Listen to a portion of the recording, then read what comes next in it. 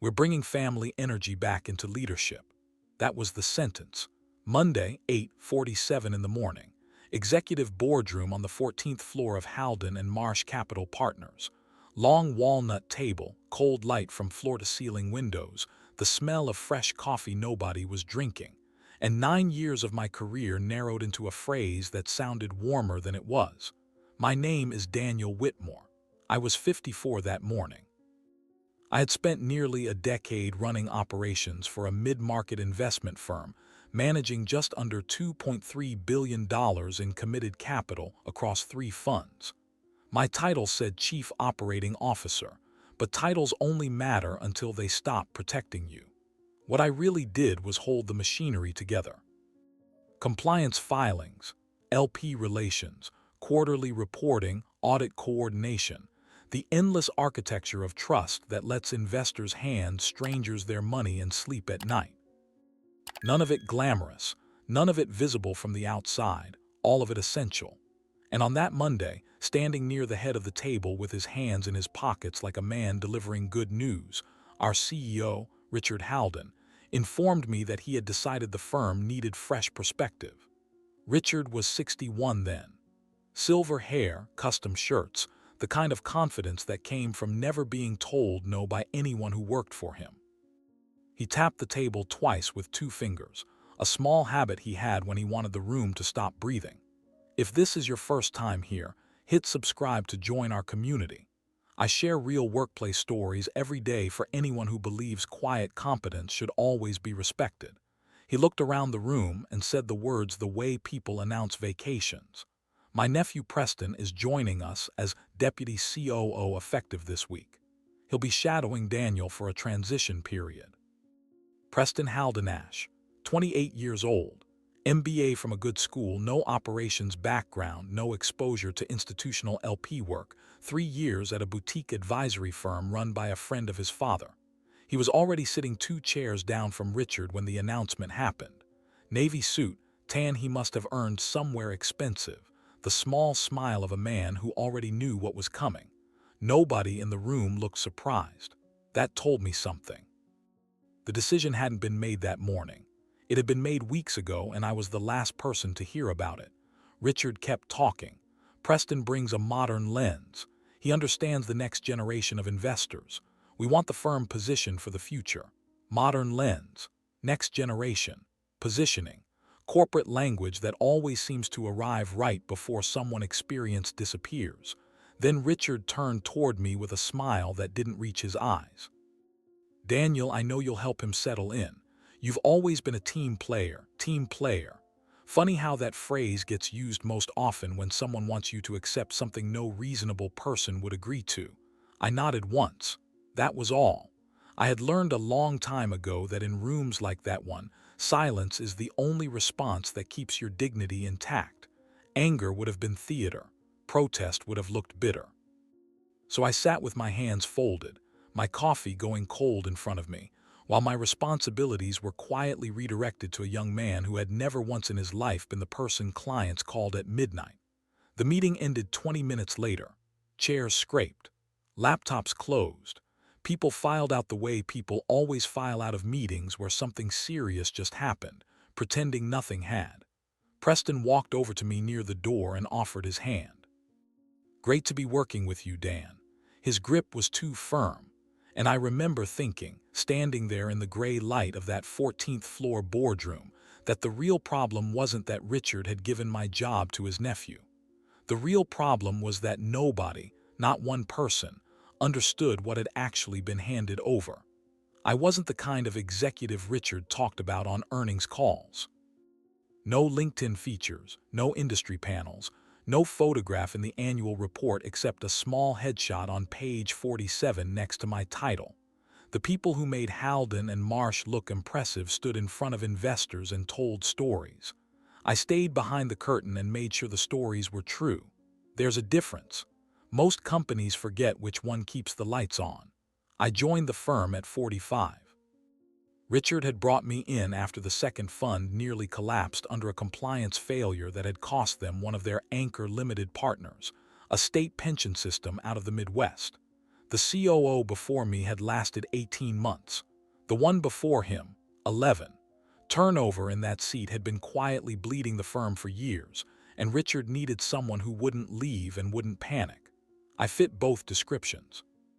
My wife Corinne and I had just moved back from a long stretch working overseas. Our son Michael was starting high school. I wanted stability. Richard offered it. We shook hands in his office and I told him I'd give him 5 good years. He laughed and said, "Give me 10 and I'll take care of you." I remembered that sentence often over the years.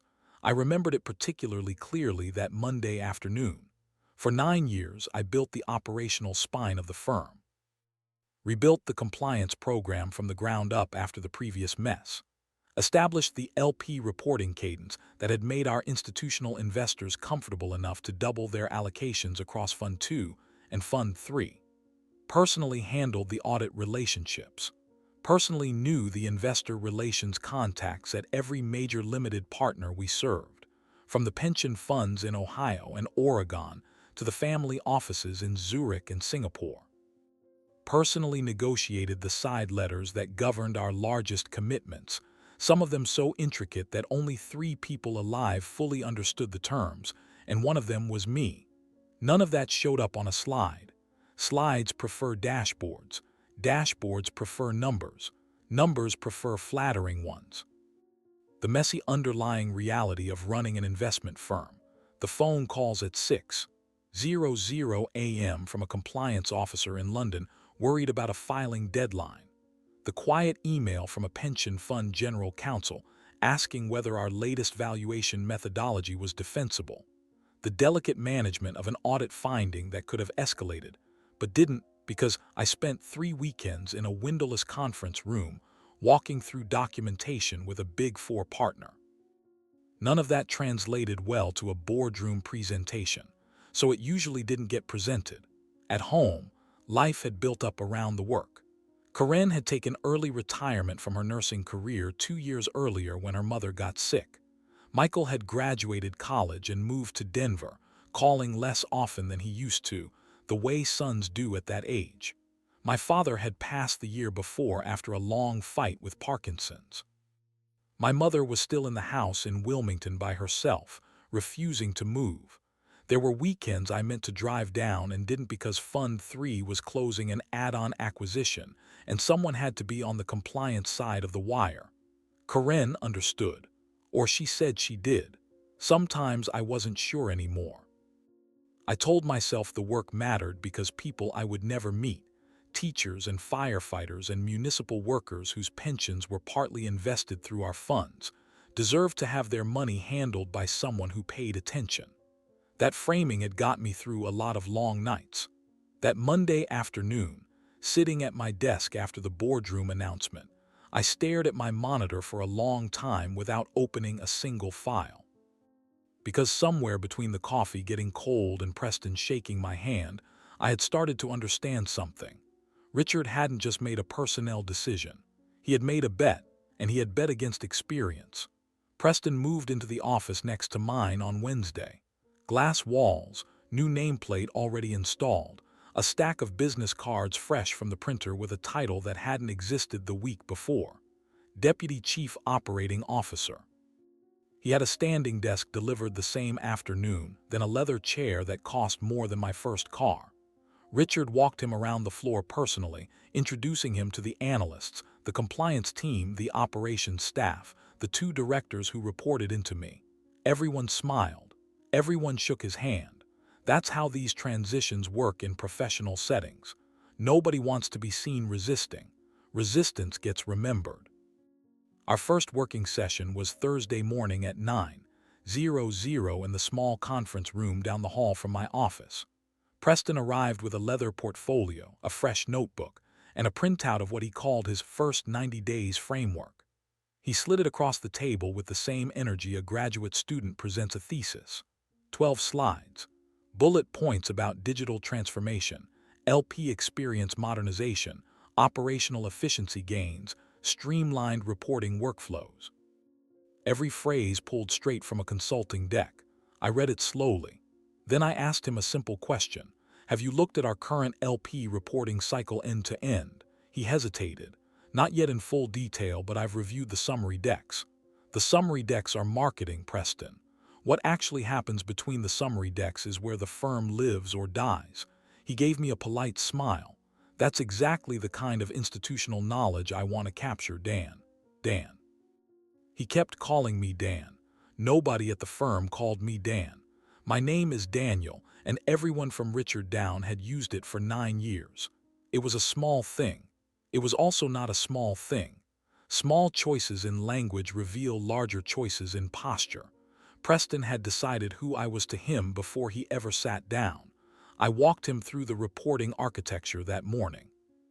Quarterly LP statements, capital call notices, distribution mechanics, the different reporting requirements for our public plan, investors versus our sovereign wealth partners versus our family office clients. I explained why we hand-verified certain valuations before release, even when the systems produced them automatically. Because 2 years earlier, a downstream error in a portfolio company's audited financials had almost pushed us into a restatement, and I had caught it at 11:00 p.m. on a Sunday only because I still read every statement personally before it went out. Preston nodded a lot. He wrote almost nothing down. At the 90-minute mark, he interrupted me. Dan, I hear you, but honestly, most of this feels like process debt. We could automate a significant portion of the manual review layer. My last firm was working on exactly this kind of solution. I looked at him for a long moment. Preston, your last firm managed $180 million in family office assets. We managed $2.3 billion across 3 institutional funds with fiduciary reporting requirements to 19 state and municipal pension boards. It's not the same problem. He smiled again. Different scale, similar principles. That was the moment I understood who I was dealing with. Not stupid, not lazy, not even particularly arrogant in the way people usually mean the word. Just certain. Certain in the way only someone who has never faced consequences can be certain. Certain that principles scale, that experience is a variable you can optimize around, that the parts of the job he didn't understand yet were probably the parts that didn't matter. I ended the session at 10:45. He thanked me warmly and asked if we could schedule daily walkthroughs for the next 2 weeks. I said we could. Then I went back to my office, closed the door, and sat looking out at the skyline for a long time, because I had just realized something that made my stomach tight. Preston wasn't going to shadow me. Preston was going to replace me, and the transition timeline was going to be much shorter than anyone had told me. The next 2 weeks unfolded exactly the way I expected them to, and nothing like I wanted them to. Preston moved fast. Too fast for someone who understood what he was moving through, exactly the right speed for someone who didn't. By the end of the first week, he had scheduled introductory calls with 3 of our largest limited partners. By the end of the second week, he had proposed a full restructuring of our quarterly reporting workflow, presented directly to Richard, without running it past me first. I found out about the presentation the way you find out about weather. Someone mentioned it in passing near the coffee machine. I could have made a fuss. I chose not to. 9 years of institutional judgment told me the same thing my father used to tell me when I was 22 and hot-tempered about being overlooked. Never interrupt a man who's making a mistake. Let him finish. Let the mistake become fully visible, then decide what to do. So I did what I had never done in 9 years at the firm. I stopped volunteering. For 9 years, I had run ahead of problems. I had answered questions before people knew they had them. I had walked into Richard's office on Friday afternoons with quiet updates about issues he didn't yet know existed, because I had caught them at Wednesday's operations meeting and resolved them by Thursday. I had built a career on invisible labor, on the space between what people asked for and what they actually needed. That week, I stopped filling the space. When Preston sent me a draft of the new reporting workflow with a note asking for my high-level thoughts, I sent back a single paragraph. The workflow changes are within your authority as Deputy COO.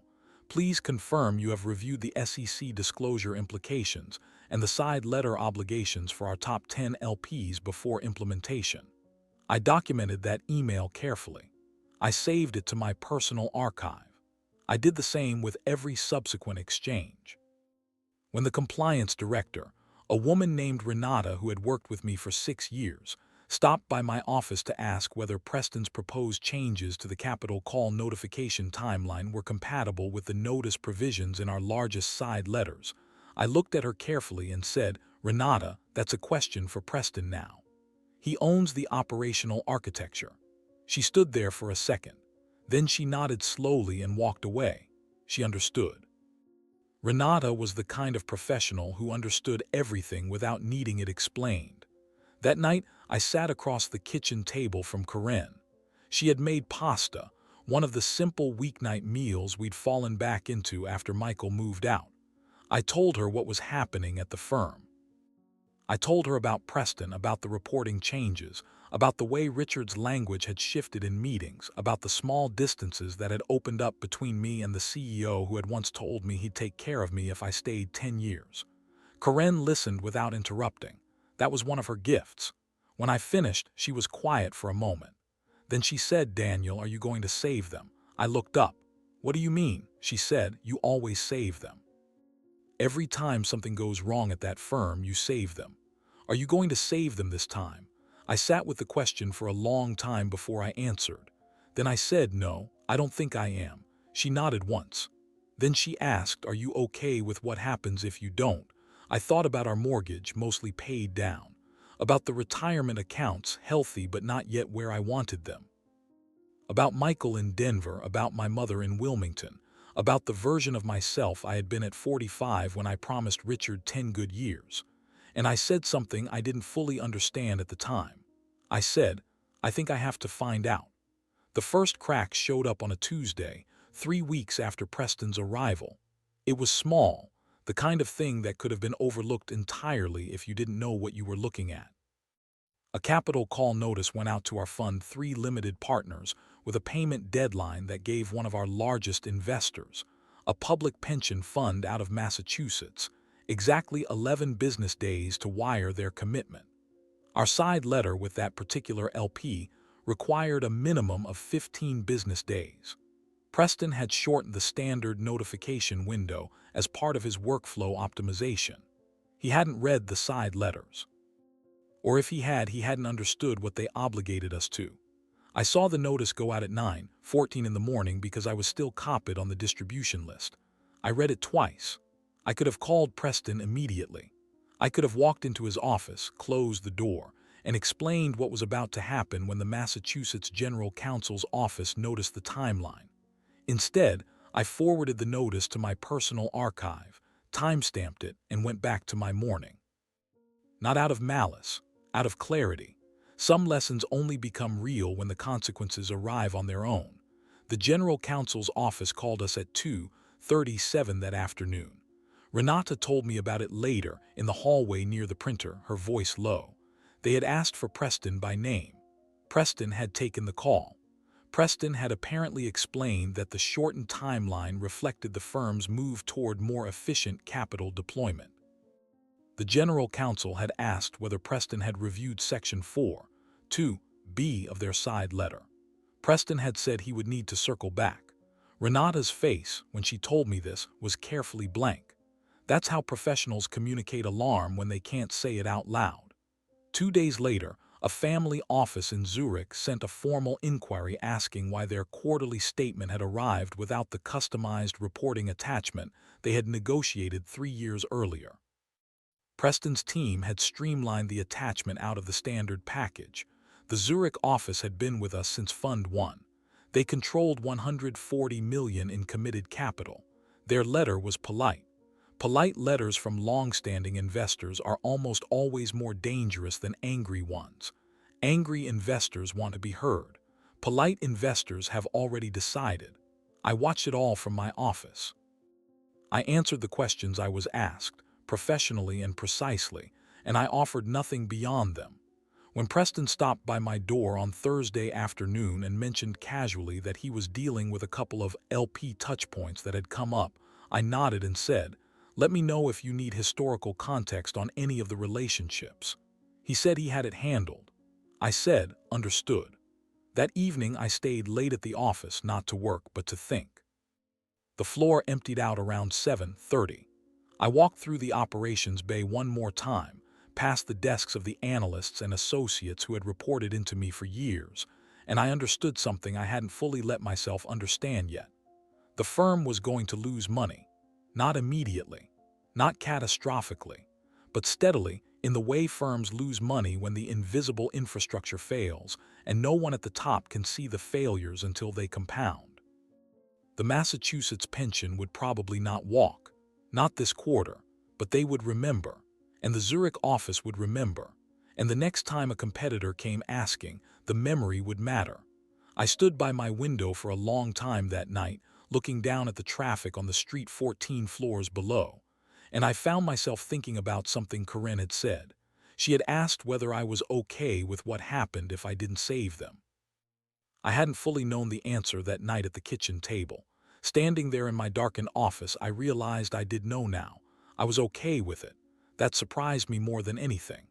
The call came on a Wednesday morning, exactly 2 weeks and 1 day after Preston had gone to Zurich on his own. My cell phone rang at 7:52 while I was still at home, drinking coffee at the kitchen counter, reading the news on my tablet. The number was international. Switzerland, actually. I recognized the country code before I recognized the number itself. I answered. Daniel, it's Marcus Brenner. Marcus Brenner ran the family office in Zurich. 58 years old, quiet voice, 25 years of institutional investing behind him, the kind of man who spoke 3 languages fluently and rarely raised any of them. He and I had built our relationship over 9 years of quarterly calls and 2 in-person visits to his offices near Paradeplatz. I had eaten dinner with him and his wife once in a small restaurant off the Bahnhofstrasse the year our Fund 2 returned capital ahead of schedule. He had never once called me on my personal cell before. I set my coffee down. Marcus, good morning. He apologized for calling me directly. He said he wouldn't take much of my time. Then he said something I have thought about many times since. Daniel, I need to ask you a question, and I need you to answer it honestly. Are you still the operational lead on our relationship at Halden and Marsh? I looked out the kitchen window at the maple tree in our backyard, the leaves just beginning to turn. I chose my words carefully. Marcus, there has been an internal restructuring. Preston Haldenash was appointed Deputy COO several weeks ago. He is taking on expanded responsibility for LP relationships. There was a pause on the line. Then Marcus said, I see. And then, after a longer pause, I would like to speak with you at some point this week, if that's possible, in a personal capacity. I understood exactly what he was asking, and I understood that answering it required me to be careful. I told him I appreciated his call. I told him that I remained committed to the professional obligations of my current role at the firm. I told him that if there were questions about our fund's structure or reporting he wanted to raise, the appropriate channel was through Preston or through Richard directly. And then I said, but Marcus, if you would like to have coffee at some point when you are next in New York, in a purely personal capacity, I would welcome that. He said, thank you, Daniel. I will be in New York in 11 days. He named a hotel in Midtown. He asked if I could meet him there for breakfast on the Saturday. I said I could. We ended the call. I sat at the kitchen counter for a long time afterward, my coffee going cold, the news on my tablet forgot. Corinne came into the kitchen and looked at me and said, who was that? I told her. She said, Daniel, what does that mean? I said, I think it means the investors are starting to make their own calls. That was Wednesday. On Thursday afternoon, my cell rang again. Different number this time, area code 617, Boston. I stepped out of a meeting to answer. It was the Deputy Chief Investment Officer of the Massachusetts Pension Fund, a woman named Angela Ruiz who had been in her role for 11 years. She had called me directly, on my cell, which meant she had gone into her records to find a number she had not used in over 2 years. She asked me almost the same question Marcus had asked. She used slightly different words. But she wanted to know the same thing. By Friday, 3 more limited partners had reached out, 2 by cell phone, 1 through a former colleague of mine who now worked at a placement agent. None of them said the word directly. They didn't need to. Something had shifted. And somehow, without me making a single call, the people whose money was actually at stake had started looking for me. That weekend, I sat at my desk at home on Saturday morning and did something I had never done in 9 years at Halden and Marsh. I opened a fresh document, and I began writing down what I actually knew, not the polished summaries, not the presentation-ready versions, the real substance, the names and preferences and history of every major limited partner relationship I had personally managed.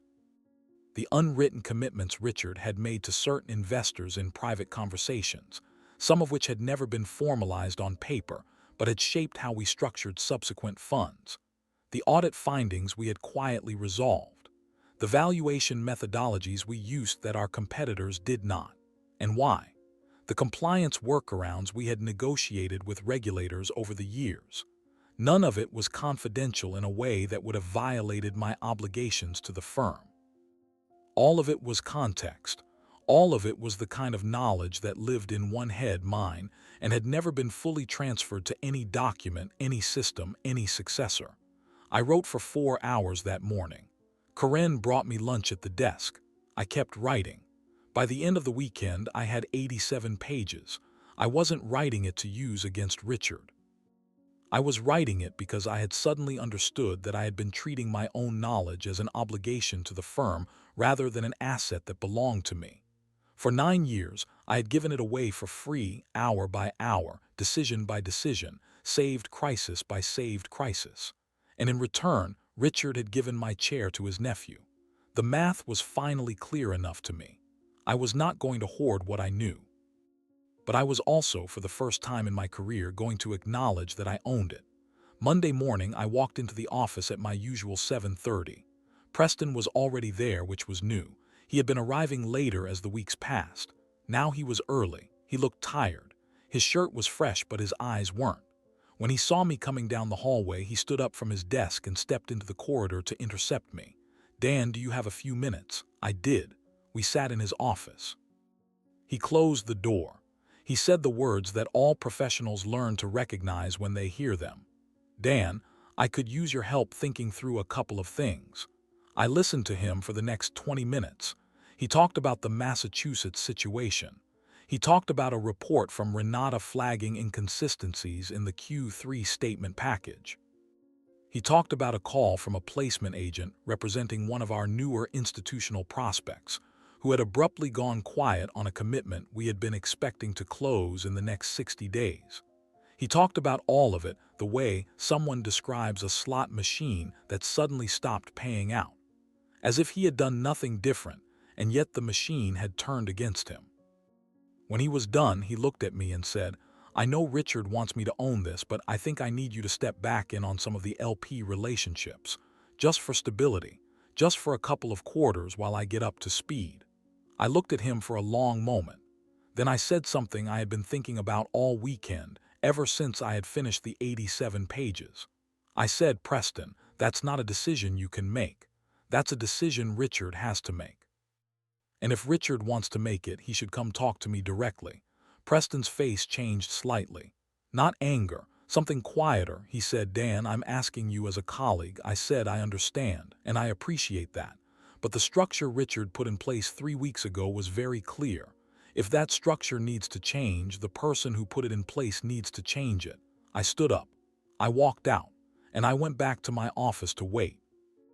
Richard came to my office at 4:15 that afternoon. He didn't call ahead. He didn't send a calendar invite. He just walked down the hallway from his corner office and stopped in my doorway, one hand on the frame, and asked if I had a few minutes. I said I did. He came in and closed the door behind him, which was itself unusual. Richard preferred conversations that could be seen through glass. Closed doors were for problems. He sat down across from my desk. He didn't say anything for a moment. Then he said, "Daniel, I want to talk to you honestly." That was the second unusual thing. He had called me Daniel. Preston's habit of calling me Dan had, I realized, come from somewhere. Now that Richard was calling me Daniel again, I understood that a corner had been turned somewhere in the last week that I had not fully seen from my side of the wall. He said, We're having some friction with a few of the LP relationships. I want to understand what you're seeing from your seat. I looked at him carefully. 9 years of reading Richard Haldon across a table had taught me how to distinguish between his genuine questions and his diagnostic ones. This was diagnostic. He was not asking me what I saw. He was asking me what I knew and how much of it I was willing to say out loud. I said, Richard, from my seat, I'm supporting Preston in the transition role that was announced 3 weeks ago. Beyond that, I don't have direct visibility into the LP conversations he's leading. Richard nodded slowly. He said, Marcus Brenner called me this morning. I said nothing. He said he was polite. He said he wanted to discuss the ongoing operational structure of the fund. He mentioned that continuity of relationship was an important consideration for their next allocation cycle. I said, that sounds like Marcus. Richard looked at me for a long moment. Then he said, Daniel, I need to ask you directly. Have you had any conversations with our LPs outside the firm's official channels? I understood the question underneath the question. I chose my words with the same care I had used with Marcus on the phone the week before. I said, Richard, I have not initiated any conversations. Several LPs have reached out to me directly. In each case, I redirected them to the appropriate official channel through Preston or through you. I have declined to discuss the fund's operational structure outside of my current role. If Marcus mentioned a personal conversation, I told him I would be available for coffee in a purely personal capacity when he's next in New York. Richard sat with that for a while. Then he said, You've been careful. I said, I've been professional. He nodded again. He looked out my window for a moment. Then he said something I hadn't expected. He said, We may have moved too fast on Preston. I didn't respond. In moments like that, the person who speaks first usually gives something away. Richard rubbed his forehead. He said, He's a smart kid. He has real potential, but he doesn't have the reps yet, and the LPs are picking up on it faster than I expected. I still said nothing. Richard leaned forward. He said, Daniel, I want to talk about what a revised structure might look like. Something that keeps Preston in a development role but puts you back at the center of the LP relationships.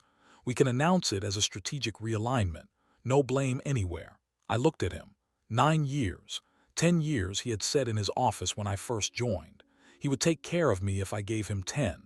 I had given him 9. And now he wanted me to step back in and clean up a mess he had created by breaking his own promise. I took a breath.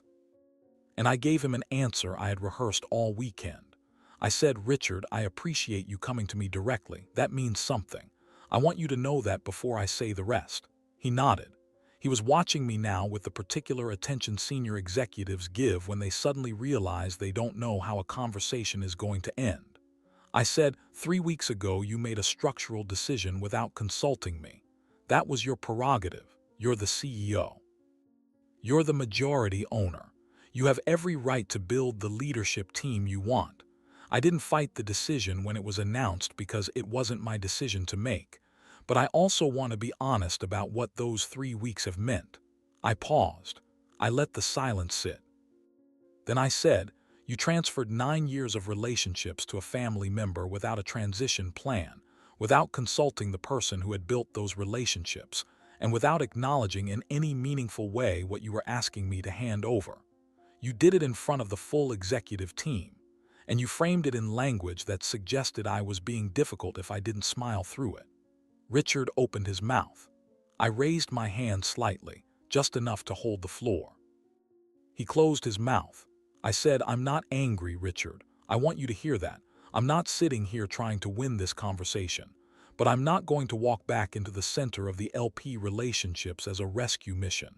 Not on the terms you're describing. If Preston can't hold the seat, that's a decision the firm has to make, and it has to be made cleanly. Not as a strategic realignment. Not as a face-saving announcement. A real decision, with real accountability, and a real conversation about what my role would look like going forward and what it would be worth. He said, Daniel, of course we would discuss compensation. I said, I'm not talking about compensation. I'm talking about authority. I'm talking about the difference between being asked to do the work and being trusted to lead it. For 9 years I did the work without the authority. I did it because I believed the trust was implicit. 3 weeks ago you showed me it wasn't. I can't unsee that. Richard sat back in his chair. He looked older than he had at the top of the meeting. He said quietly, "What are you telling me, Daniel?" I said, "I'm telling you I need to think. I'm telling you that if we're going to have a conversation about what my role is going to look like going forward, it needs to be a real conversation, not a fire drill. I'm telling you that I'll continue to do my current job professionally and completely while we figure this out. And I'm telling you that I have my own decisions to make about what the next chapter of my career looks like, and I'm not going to make them under pressure." He looked at me for a long time. Then he said, "Fair enough." He stood up. He put his hand on the back of the chair for a moment. He said, "Daniel, for what it's worth, I should have handled the announcement differently." I said, "Yes, you should have." He nodded once. He walked out. He left my door open behind him. I sat in my office for a long time after he left. The floor was emptying out. The light through the window had gone gold with late afternoon. I didn't feel triumphant. I didn't feel vindicated. I felt something quieter than either of those. I felt like a man who had, after 9 years, finally spoken to his CEO as an equal and had discovered that the sky did not fall when he did. That the room did not collapse. That Richard, faced with an actual boundary from someone he had assumed would never draw one, had blinked. And I understood that whatever came next, something between us had permanently changed. Marcus Brenner and I had breakfast 11 days later at the hotel in Midtown he had named on our call. He was already at the table when I arrived, coffee in front of him, reading a folded copy of the Financial Times.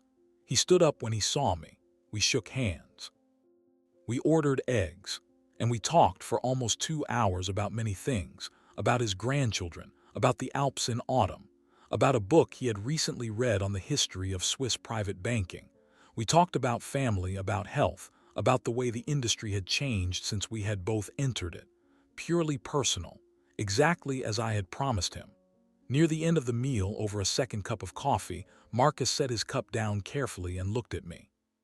He said, "Daniel, I want to say one thing, not as a limited partner, as a friend." I nodded. He said, "In our business, the money flows toward the people who have earned trust. Institutions don't earn trust, people do. Firms only borrow it. When the person leaves, the trust leaves with them. This is something younger people in our industry sometimes forget." He paused. He said, "Whatever you decide to do next, you have earned the trust of a great many people. I hope you will remember that when you are deciding." I thanked him. We finished our coffee.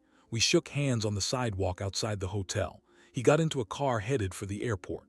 I walked 12 blocks back to my office in the October sunshine, thinking about what he had said. 3 months later, I resigned from Halden and Marsh.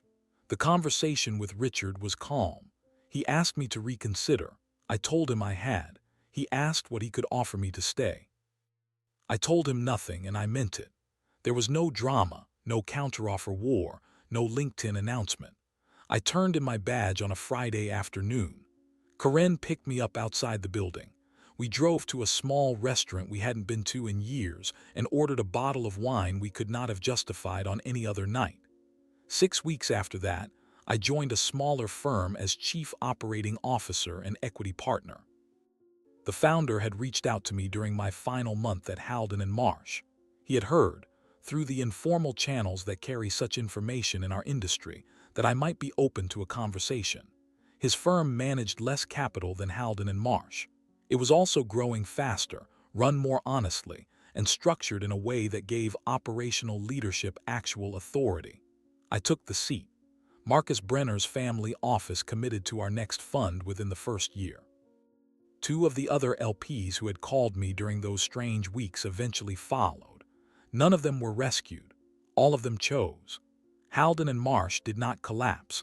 Firms that size rarely do. But they lost the Massachusetts pension in the following allocation cycle, and they lost momentum in a way that showed up in slower fundraising and quieter fund closes over the next 2 years. Preston left the firm 18 months after I did to work at a family office backed by his father's friends. Richard sent me a handwritten note at Christmas the year I left. 2 lines. "I hope you are well. I hope we can have coffee someday. I have not yet answered it. I may eventually. I have not decided." My son Michael came home for Thanksgiving that first year. He looked at me across the table and said, "Dad, you seem different. I asked him different how. He thought for a moment. Then he said, "You seem like yourself."